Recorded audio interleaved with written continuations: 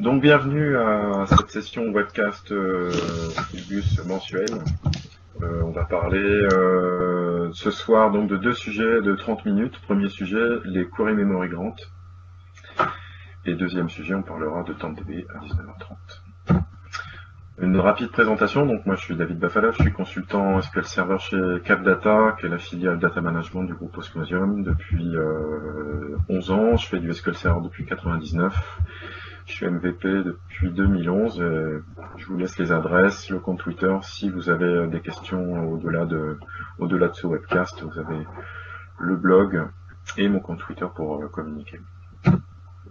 Donc on a 30 minutes chrono pour parler d'un sujet qui est quand même relativement vaste, qui sont les query memory grants.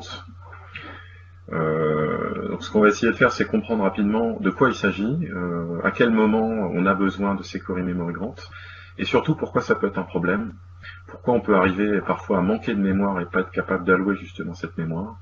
Donc comment identifier quand cette situation arrive, comment résoudre potentiellement quand la situation arrive, et évidemment avec des démos pour vous montrer tout ça. Et en fin de session, on fera une petite session questions-réponses. Donc on est parti. Alors, lorsqu'une requête est compilée, exécutée, elle va avoir besoin de mémoire à plusieurs étapes. La première étape, c'est la compilation.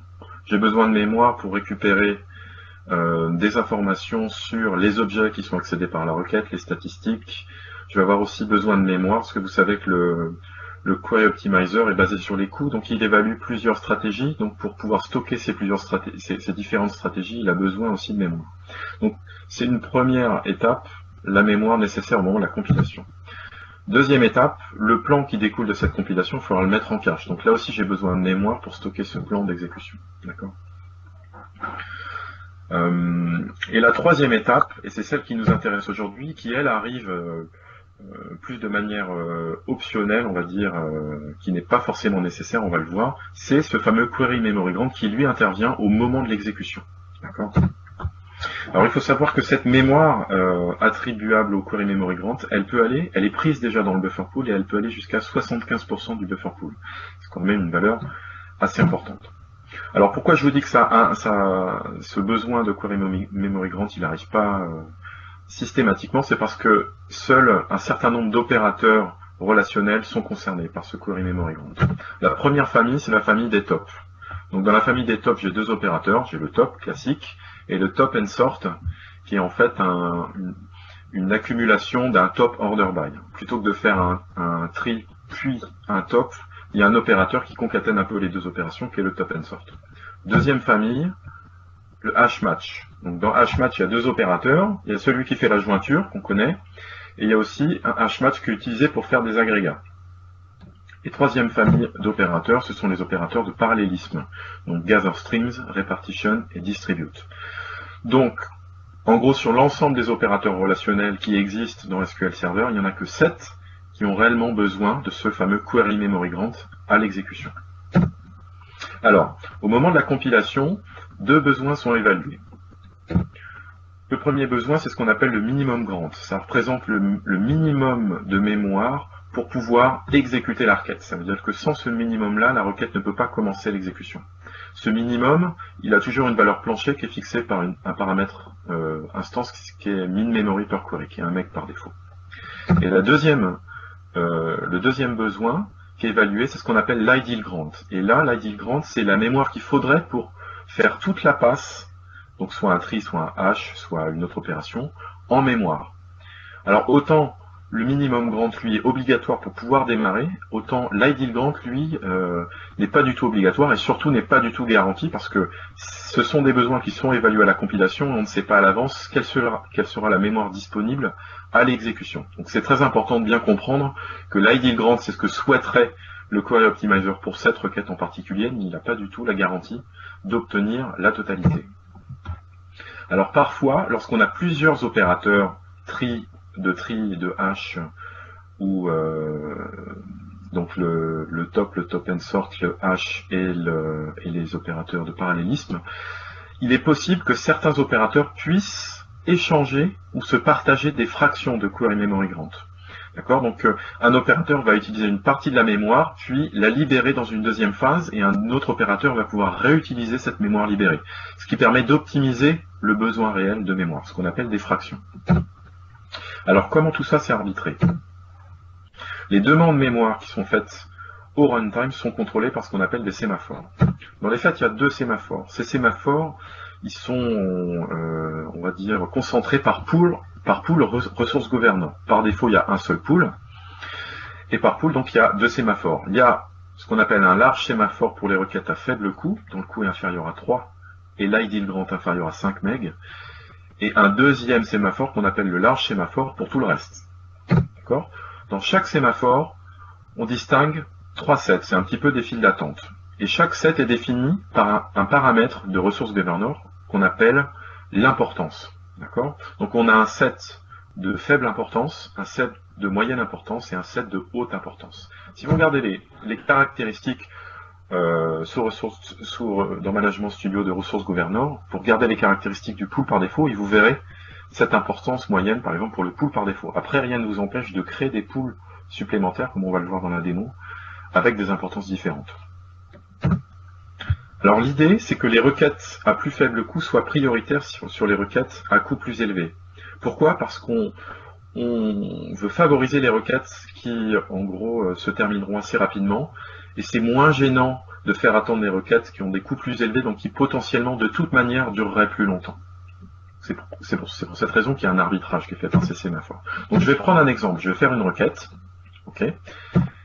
À la compilation, j'ai un memory grant et un coût qui sont évalués. Donc dans l'exemple, là j'ai un memory grant de 13,5 MB et un coût de 9,4.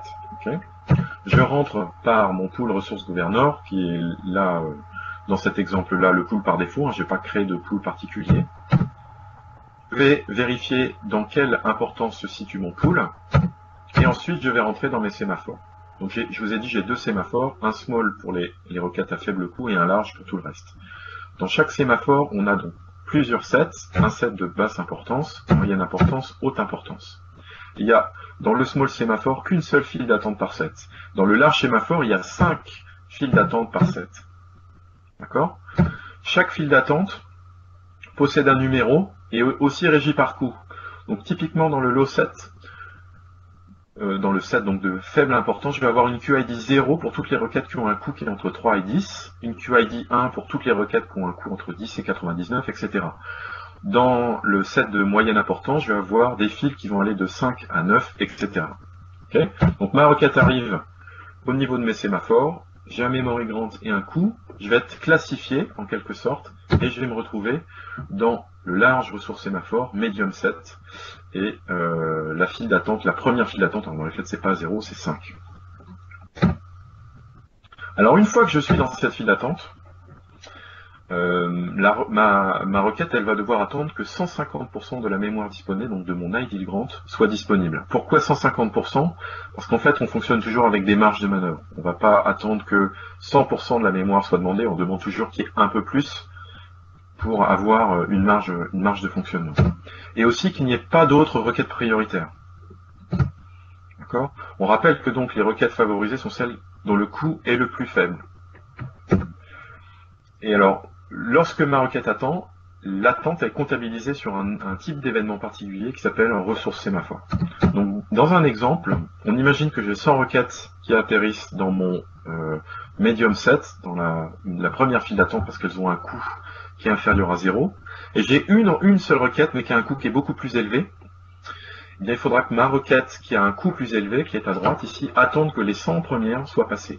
Et cette attente, elle sera comptabilisée sur ressource sémaphore. Alors là déjà on commence à entrevoir les problématiques qu'il y a à mélanger des requêtes faible coût et des requêtes à fort coût sur le même système. Alors elle va attendre jusqu'à quand en fait? Il y a un système de timeout qui est mis en place et qui est égal à 25 fois par défaut le coût de la requête en secondes, avec une limite de 24 heures quand même. Ce paramètre il peut être overridé par le paramètre instance qui s'appelle queryWrite, qui par défaut est à -1, et -1 ça correspond à 25 fois le coût de la requête en secondes. Il y a également un paramètre dans le pool ressource governor qui permet de gérer aussi ce timeout. Et si jamais le timeout était atteint. Okay. Il y a deux conditions. Soit l'idle grant peut être réduit à la valeur du minimum grant, c'est-à-dire soit j'ai suffisamment de mémoire pour au moins allouer le minimum grant, et la différence entre le minimum grant et la mémoire réellement nécessaire pour faire l'opération sera stockée sur disque, et ce sera stocké ou sur disque, ce sera stocké dans TempDB, comme on va le voir un peu plus loin. Soit carrément, il y a tellement de pression mémoire sur l'instance qu'il n'y a même plus assez de mémoire au runtime pour pouvoir allouer le minimum grant, auquel cas une exception élevée, et la requête tombe en échec avec cette erreur 8645. Alors, pourquoi ça peut être un problème? On l'a dit, l'idle grant, c'est un souhait, c'est pas du tout garanti, et le problème en plus, c'est que l'idle grant se base sur l'estimation des cardinalités à la compilation. Ça veut dire que ça reste basé sur une estimation. Il peut complètement se tromper pour les mêmes raisons qu'on détermine des écarts d'estimation de cardinalité dans les plans. Ça peut être parce que les statistiques sont pas à jour, ça peut être parce que la compilation du plan est tombée en timeout, c'est-à-dire qu'il a évalué énormément de plans et finalement il n'a pas eu le temps d'évaluer tous les plans, il a dû en choisir un par défaut. Il y a plein de raisons pour lesquelles l'estimation des cardinalités peut être très très loin de la réalité, d'accord? Et cet idle grant, comme il est évalué à la compilation, il est basé sur cette estimation et donc il n'est pas forcément tout à fait réel, quoi. Alors, en plus, au moment de l'exécution, on peut être dans une situation où on n'a pas du tout assez de mémoire pour pouvoir exécuter cette requête en mémoire, auquel cas, une ou plusieurs passes se feront sur disque. Et là, ça va ralentir considérablement l'opération. D'autant que ces opérations sur disque utilisent des entrées-sorties synchrones. Vous verrez des attentes sur le type d'attente IO completion qui détermine en fait les entrées-sorties synchrones. Ça veut dire que quand le thread poste une IO, contrairement aux entrées-sorties asynchrones, une entrée-sortie synchrone, le thread est obligé d'attendre que l'IO soit effectué et qu'il ait l'acquittement avant d'en poster une autre. Donc c'est beaucoup plus lent dans le système. Alors voilà, on entrevoit le problème que ça peut poser sur un système où on a mélangé du décisionnel et du transactionnel. On va avoir beaucoup de petites requêtes à faible coût côté transactionnel et quelques requêtes à fort coût côté décisionnel parce qu'elles vont jouer sur davantage de lignes. Et on connaît déjà tous les problèmes inhérents justement au mélange de ces deux activités en termes de verrouillage et en termes de concurrence d'accès. Là, il y a une raison supplémentaire qui est que les requêtes à fort coût devront attendre que toutes les requêtes à plus faible coût soient passées avant. Et donc, elles vont attendre encore plus longtemps. C'est une raison de plus pour, on va dire, séparer les deux activités parce que globalement, ça va être un peu la dispute. Alors, on va voir avec chaque opérateur les problèmes spécifiques. Avec la famille d'opérateurs hmatch, donc pour les jointures hmatch ou même pour les agrégates. Dans l'exemple, c'est une jointure entre deux tables, une petite table qui s'appelle département, qui a une centaine de lignes, et une table qui est beaucoup plus grosse, qui doit avoir plusieurs dizaines de milliers de lignes. L'optimiseur choisit de faire une jointure H en utilisant la table département comme table de build. Donc une jointure H, comment ça se passe? Il y a deux phases. On va prendre en général la table la plus petite, qui est celle qui se trouve au-dessus dans le plan XML, et on va construire une table de hachage sur la colonne de jointure. Cette table de hachage, on va essayer de la construire en mémoire. Une fois que cette table elle est construite, on va prendre la deuxième table, qu'on appelle la table de probe, et on va calculer la clé de hachage sur la colonne de jointure et faire un hash lookup en mémoire. D'accord? Ça, c'est un type de jointure qui marche très bien sur des tables lorsqu'on rencontre des déséquilibres. Donc on a beaucoup de cardinalité d'un côté, très peu de l'autre. Donc typiquement les tables de dimension, les tables de fait dans les modèles décisionnels sont souvent des candidates à ce type de jointure. Okay. Alors, le problème c'est que la première phase de build nécessite de réserver de la mémoire pour construire cette table de hachage. Okay. Si jamais cette table de hachage ne peut pas tenir en mémoire, une partie des clés de hachage qui ne tiendraient pas en mémoire vont être écrites sur disque, dans TempDB, d'accord, dans des objets qu'on appelle des work files. On va le voir dans la session suivante. Les lignes de probe qui proviennent de l'autre table et qui ne joignent pas des lignes en mémoire vont aussi être écrites sur disque. En gros, ça veut dire qu'on attend de joindre les lignes qui se trouvent que en mémoire. Une fois que toutes les jointures en mémoire sont faites, on va relire à la fois les clés de hachage que j'appelle les buckets, c'est-à-dire les valeurs qui sont stockées dans la table de hachage, et les lignes de probe, on va les remonter en mémoire pour réessayer de faire une jointure. alors, si jamais la seconde passe ne tient pas, c'est-à-dire toutes celles qu'on a remontées sur disque, malgré tout, il y en avait trop, et ça dépasse la quantité de mémoire disponible, on va recommencer à nouveau, c'est-à-dire on va reprendre la partie qu'on pouvait mettre en mémoire, on va la faire en mémoire, et la partie qu'on ne peut pas faire, on va la réécrire sur disque. D'accord? Ce qu'on appelle un phénomène de récursion.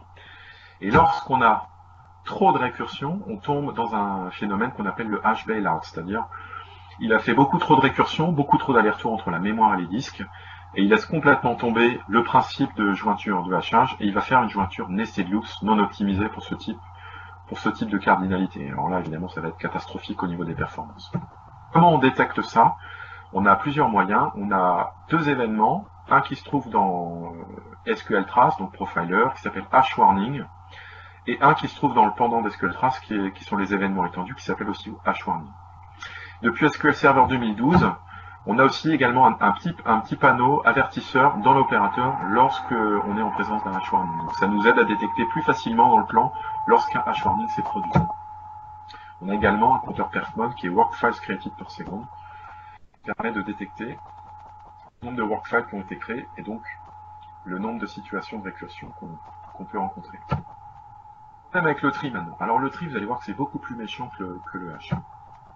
L'algorithme quicksort qui est utilisé, qui va trier en mémoire. Si jamais la mémoire n'est pas suffisante pour faire tout le tri en mémoire, tout le tri va aller sur disque. C'est-à-dire qu'il y a, par rapport au hash où on peut mettre une partie de la table de hachage en mémoire et une autre partie sur disque, dans le cas du tri, si vous avez besoin de 120 mégas pour faire un tri et que vous avez que dans les faits 118 mégas disponibles, tout le tri ira sur disque. Il n'y aura pas 118 mégas en mémoire et 2 mégas sur disque, tout le tri ira réellement sur disque. Donc c'est beaucoup plus pénalisant dans le cas d'un tri. Et on pourra détecter ça par deux événements aussi dans SQL Trace et X7, sort warning dans les deux cas, et aussi un petit drapeau sur l'opérateur, comme dans l'exemple ici, qui va nous dire qu'il y a eu un sort warning sur l'opérateur. Alors, il n'y a pas de compteur perfmod associé parce que techniquement dans TempDB, ça n'est pas un objet identifié. Un tri qui est écrit sur disque dans TempDB, c'est ni une worktable ni un workfile, donc il n'y a pas de compteur perfmod associé. On n'aura réellement que le sort warning dans SQL Trace ou dans X7 pour détecter qu'un événement est survenu.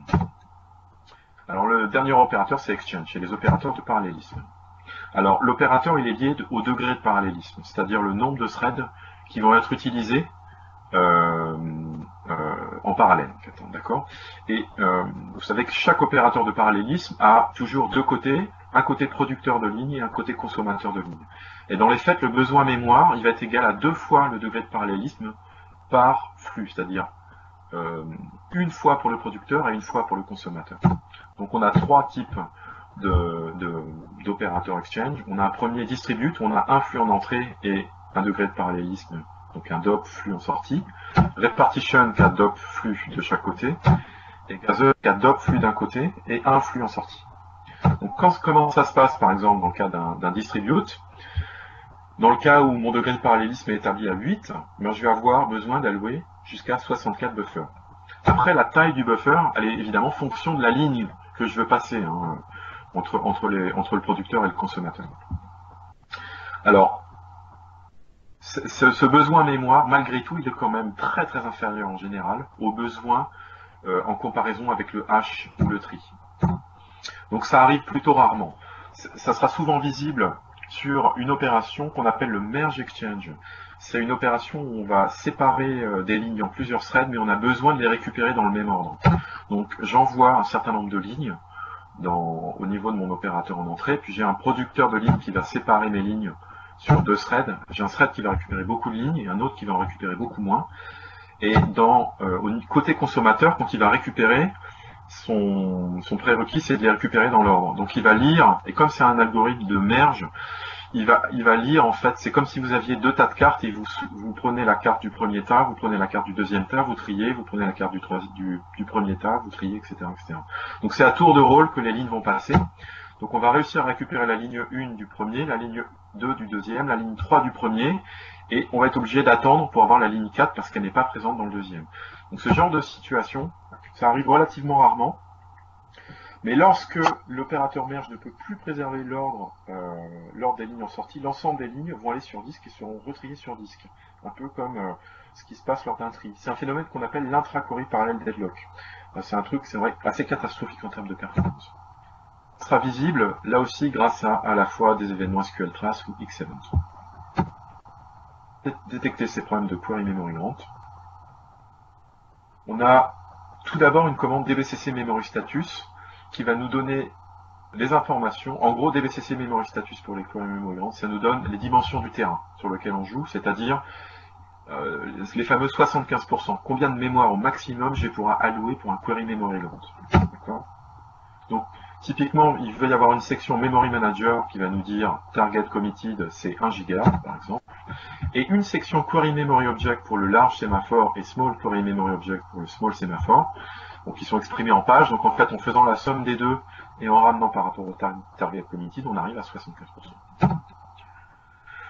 Pour détecter et identifier les problèmes, on a des vues dynamiques de gestion. On a deux vues qui sont dédiées aux ressources sémaphores en memory grant, qui sont les deux premières, sysdemexec query ressources sémaphores, sysdemexec query memory grants.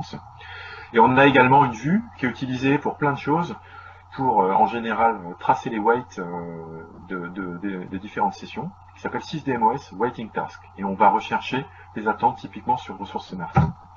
Et on a évidemment les événements SQL Trace dont je viens de parler. À savoir également que ces différents événements sont, depuis SQL 2012, inclus dans la trace par défaut. Donc vous n'êtes pas obligé de mettre en place une trace dédiée pour traquer ces événements. Il faut savoir qu'ils sont déjà inclus dans la trace par défaut. Et donc les événements X7 qui sont un peu le pendant des événements SQL Trace. Comment résoudre ces différents problèmes de query memory grant? Et ben en général, c'est des problèmes de requête. Pourquoi est-ce que je trie autant de données? Pourquoi j'ai besoin de trier autant de données? Souvent, c'est les problèmes de requête. Donc, c'est les réponses qu'on va apporter aux problèmes de requête typiques qui sont des problèmes d'indexation, de réécriture. On a également la possibilité complémentaire de gérer les priorités lorsque je me trouve dans le cas de requêtes à faible coût et de requêtes à fort coût, en utilisant des pools de ressources. Quand je suis en édition entreprise, je peux créer des pools de ressources supplémentaires pour isoler un petit peu mes requêtes décisionnelles et éviter qu'elles soient obligées d'être pénalisées par ce système de priorité. Et puis évidemment, plus de mémoire. On va voir tout ça dans une petite démo.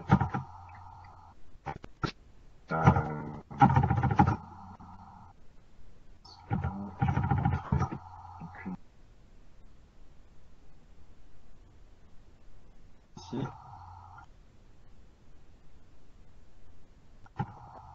Alors, je vais vous dire ce qu'on va faire. On va créer une charge avec une requête qui a un coût à peu près de 300 et qui a une priorité donc, qui sera supérieure à une autre requête qui est celle-là, qui a un coût qui est beaucoup plus élevé mais qui a des besoins en mémoire qui sont beaucoup plus bas. Donc c'est la situation un peu frustrante, c'est-à-dire qu'on a des requêtes qui ont un coût qui est bas, mais avec une demande, un ideal grant élevé, et qui seront prioritaires sur des requêtes qui ont un coût plus élevé, mais qui ont un ideal grant plus bas. C'est la situation qu'on va voir ici. Donc je vais lancer ma charge. Donc ici j'ai 100 itérations sur 10 threads. Donc j'ai 10 connexions qui vont lancer 100 fois cette requête-là. Ok. Et je vais regarder ici.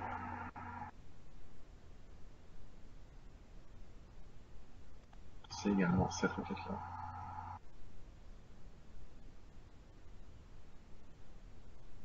Et je vais regarder ce qui se passe. Je vous parlais tout à l'heure de cette vue.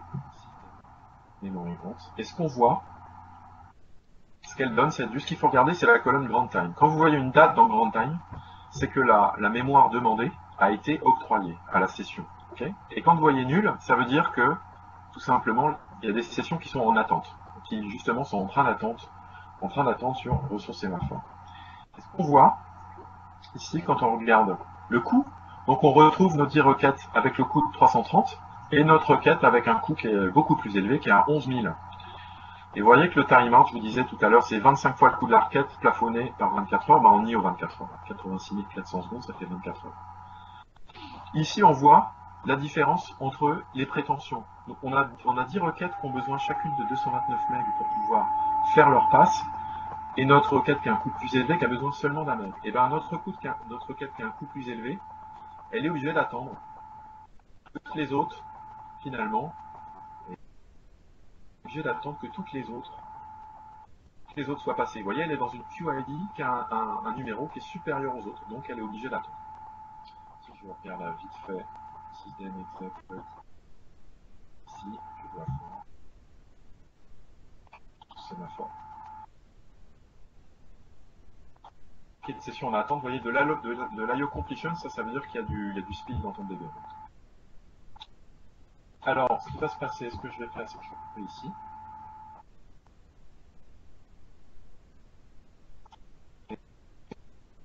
Et ce qu'on va faire, c'est qu'on va créer un environnement spécifique pour cette requête-là. On va créer un login, un utilisateur dans notre base. Okay. Et on va créer des objets. Donc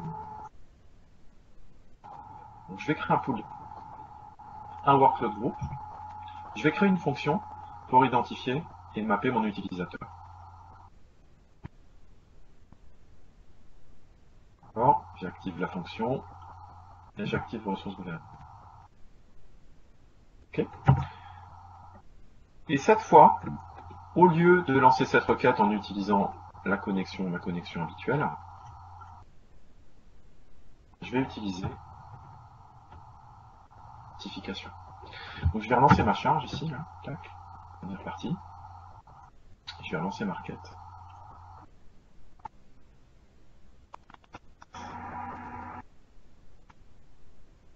Je suis bien sur le bon login.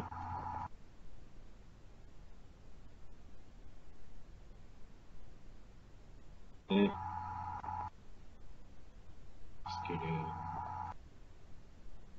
elle est là, ma requête, avec le coût relativement bas, vous voyez, avec le coût, pardon, de 11 000. Et vous voyez qu'elle a un grand time, ça veut dire qu'elle a été, sa demande mémoire d'un meg a été allouée. Elle n'est pas entrée en concurrence avec les autres. Donc les autres sont en concurrence entre elles, mais au moins celle-là a été isolée. Voilà pour cette petite démonstration. On a, je pense, j'espère, comme on a commencé un petit peu après 19h, quelques petites minutes pour éventuellement poser des questions via le chat. Jean-Pierre, je te laisse.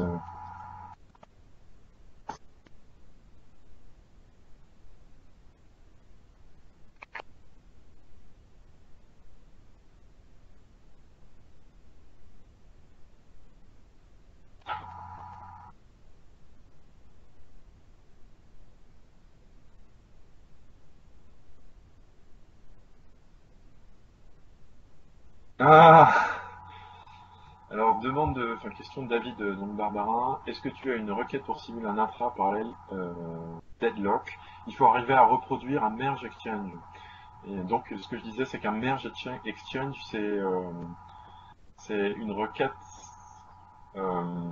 qui va utiliser un opérateur de parallélisme qui va avoir besoin de renvoyer les données triées. Donc, il faut qu'il y ait un tri. Non, j'ai pas de requête comme ça en tête pour simuler un intra-parallèle deadlock. J'en ai jamais rencontré d'un autre côté. Donc, alors, pour plus d'infos sur l'intra-parallèle deadlock, les ressources principales sont. Il faut regarder le blog d'une personne qui s'appelle. Je vais vous mettre. Anne. Qui travaille sur la partie Core Optimizer, qui a beaucoup bossé sur les opérateurs Exchange et qui a produit notamment un PDF sur l'intra parallèle deadlock. Donc il explique beaucoup. Cela dit, je suis pas sûr qu'ils mettent un exemple dedans. À mon avis, c'est assez dur à reproduire.